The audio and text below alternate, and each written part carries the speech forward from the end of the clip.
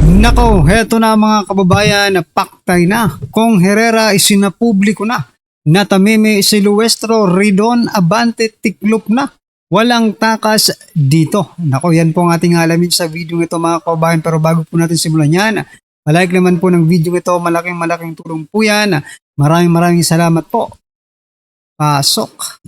Ito ang balita ngayon, trending at pinag-uusapan ngayon sa mundo ng social media. Ang di umano'y balitang, isang baho na naman ang pilit umaalingasaw. Heto ang balitang nakakagalit mga kababayan. May bagong na-discovering skandalo na naman, di umano ang Marcos administration mga kababayan, na siyang matapang at taasang walang pagdadalawang isip na ibinunyag ngayon ni bagong henerasyon party list representative Bernadette Herrera na dapat malaman ng taong bayan at pilit ayaw di umanong ipalabas ng bayarang media sa publiko. Kaya mas minabuti naming ipalabas ito sa channel namin sa Pinas News Insider upang makarating at malaman ng taong bayan ang tunay na nangyayari sa bansang Pilipinas. Pero bago ang lahat, kung bago ka pa lamang sa aming channel, please huwag kalimutan mag-like, subscribe at i-click ang notification bell para mas maging updated ka pa lalo sa lahat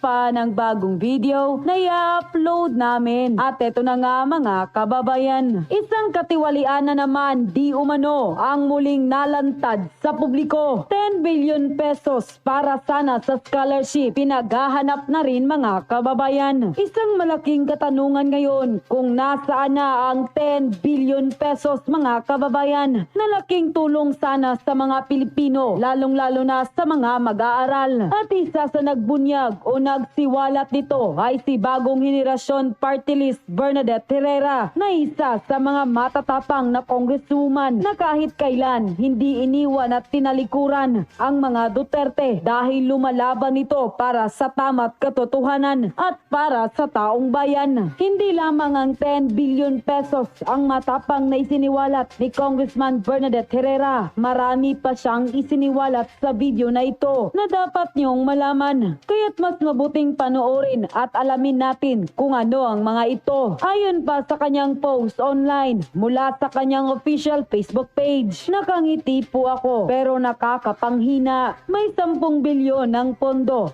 pero walang scholarship para sa mga solo parents at anak nila. Nangako na ang CHED, bantayan natin, singilin natin para sa kinabukasan ng bawat pamilya. Unquote. Narito ang full video at ang nakakagulat na revelasyon ni bagong henerasyon party list Bernadette Herrera, na sa kabila ng bilyong-bilyong korupsyon sa flood control, tila isang katiwalian na naman ang muling nabunyag sa publiko na nagkakahalaga ng 10 bilyong piso. Kaya't dapat malaman ito ng taong bayan, lalong-lalo na ang mga nagpapakahirap para lamang makabayad ng buwis sa pamahalaan. Narito't panoorin ang full video. Nasa batas, 3 years na yung solo parent law. Pero hindi sila nakakapagbigay ng scholarship sa mga solo parents at anak ng solo parents. Yun pala, may 10 billion! May 10 billion! Hello po, mga... Grabe mga karabin natin. Saan kaya napunta? Diba? Saan kaya napunta yung 10 billion na yan? Diba? Malamang, nasali siguro doon sa mga mali-malitang basura. Diba? Oh, kasi sabi nga dito, hindi na, walang scholarship ha. Oh, at hindi na pupunta sa mga solo parents. Pero may 10 billion na pondo budget para sa kanila. Naku po. Nakangiti po ako pero kahapon nanghina po ako dahil for the first time kong nakita na may 10 billion earmarked revenue pala ang CHED para sa scholarships. Ang sakit-sakit po ng loob ko dahil nasa batas 3 years na yung solo parent law. Pero hindi sila nakakapagbigay ng scholarship sa mga solo parents at anak ng solo parents. Yun pala, may 10 billion. Ulitin ko, 10 billion na para sa TESS scholarship na nandoon sa earmark revenue. Yan po ang balanse as of December 2024. Pero as of to date, nasa 11 billion na po yan. Kasi po, dito po nanggagaling ang earmarked revenue galing sa CHED. Ibig sabihin, every time nagbabayad pala tayo ng travel tax natin, napupunta dapat sa scholarships. Kaya, Samahan niyo po akong kalampagin ng SHED. Nag-promise sila kay Congressman Robert Nasal na tututukan na nila ang paggamit sa pondong to. For this year, 799 million lang ang nirequest nila for 2026. Naku naman, napakadami pong nangangailangan, kaya samahan niyo po akong bantayan ng earmark revenue. Dapat kaya namin pinasang batas, gusto namin lahat ng bagong henerasyon graduate ng high school makapasok ng kolehiyo. At ito dapat ang solusyon. Samahan niyo po akong bantayan ang 10 billion or 11 billion earmark revenue ng SHED para mapunta sa college scholarship ng ating mga bagong henerasyon na high school graduate at syempre ng lahat ng gustong magkolehiyo nating mga kababayan, lalo na ng ating mga solo parents at anak ng solo parents. Mga ka-BH, samahan niyo po ako sa laban nito. Kanya, 898 billion ang na-approve after deliberation ng Congress and Senate. 1.1 trillion ang na-approve. So a total of 214.8 billion increase in the budget of DPWH. Ngayon, syempre, para ma-accommodate yung increase na yan, kailangan may bawasan tayo within the DPWH budget at kailangan kumuha pa tayo mula sa ibang departamento.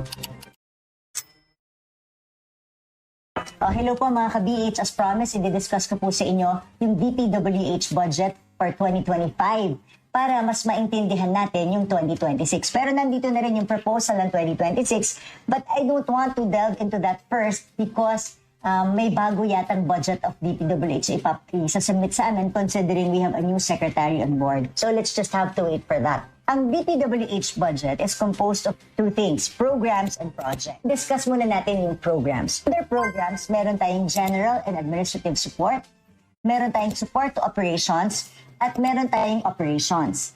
Under operations, nandoon po yung lahat ng mga ginagawa sa lahat ng kalsada ng ating bansa at ganoon nandoon yung flood control. Sa operations, meron tinatawag tayong 001, yung 001, which is ensure safe and reliable national road system. Anong nasa ilalim nun?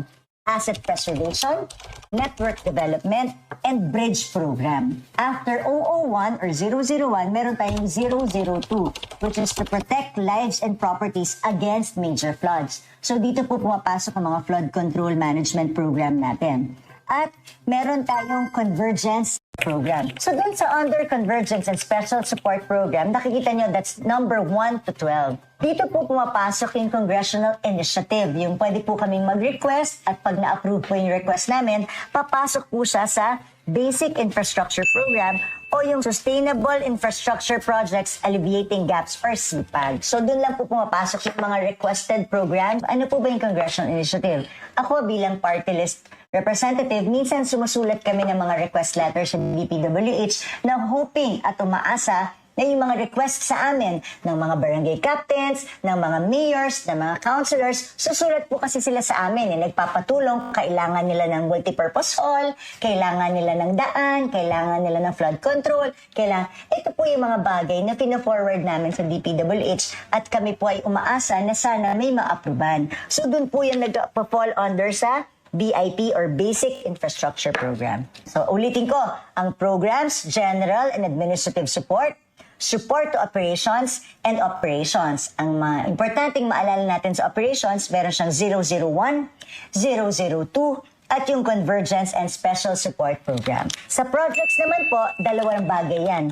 Locally funded at foreign assisted. So under foreign assisted, meron pa rin ulit tayong 001 at meron pa rin ulit tayong 002.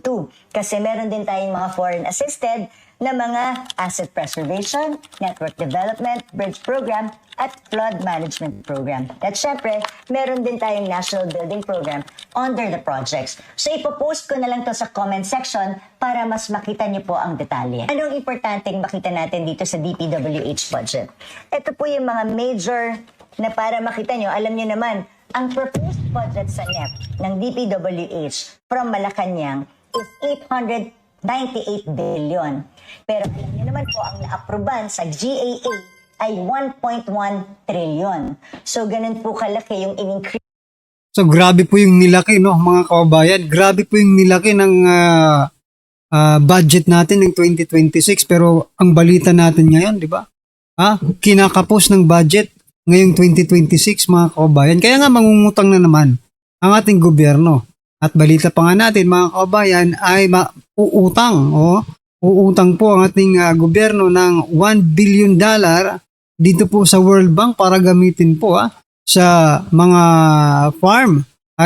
Sa agricultural project nila mga kababayan. Okay? Tumataginting pong 60 billion, almost 60 billion na pesos ang kanilang uutangin sa World Bank. Nako po. Increase ng budget. Ano bang nangyari sa budget ng DPWH mula NEP hanggang na-aproban siya? Ang major dito, General and Administrative Support, nabawasan po yan ng 4.3 billion.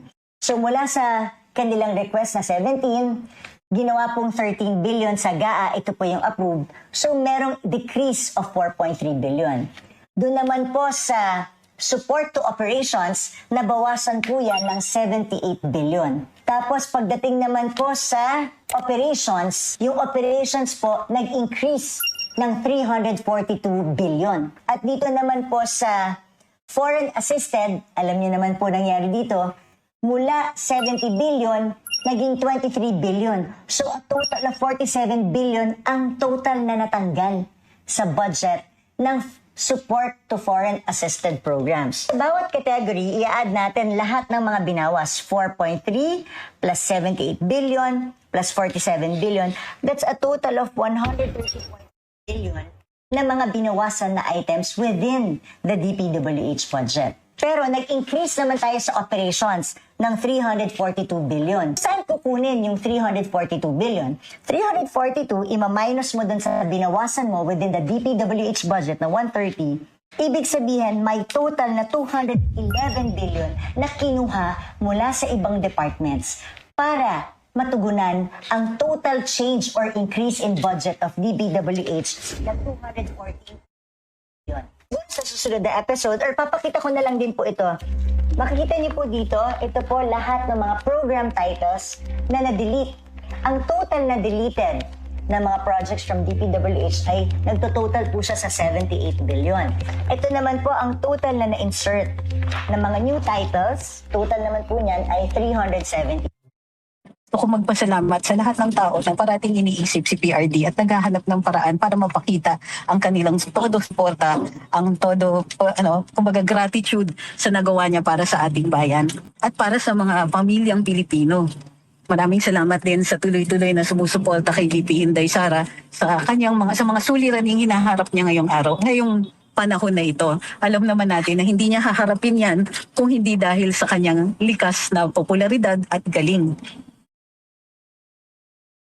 Ayun, sayang. Sana malinaw nga. Maraming salamat po sa feedback. So, wala po tayong kasabay na TikTok ngayon kasi hindi ko pa siya naipapasok dito sa StreamYard. So, it's just Facebook, YouTube, and Rumble. Maraming salamat sa lahat pa rin ng bumabati ng happy birthday. So, in case you missed it, gusto ko lang ipaalala dun sa iba yung mga nagtatanong. So, tuloy may nag-file ng petition sa Korte Suprema. Ang mga nag-file na yon ay ilang mga abogado, karamihan sa kanila taga-PDP, if not all of them, at isang doktor, si Dr. Mata, nag-file ng petition sa Korte Suprema, kini-question ang desisyon ng Committee on Justice doon sa pag-conduct nila ng mini trial at sa kanilang desisyon na findings of sufficiency in form and substance. So, for those of us na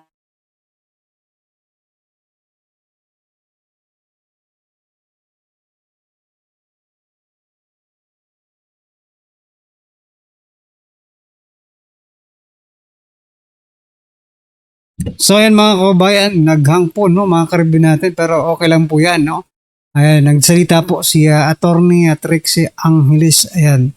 So ano po ang inyong opinion dito mga karibin natin? Just comment down below at syempre huwag pong kalimutang i-like ang video ito. Malaking tulong po yan. Maraming salamat po.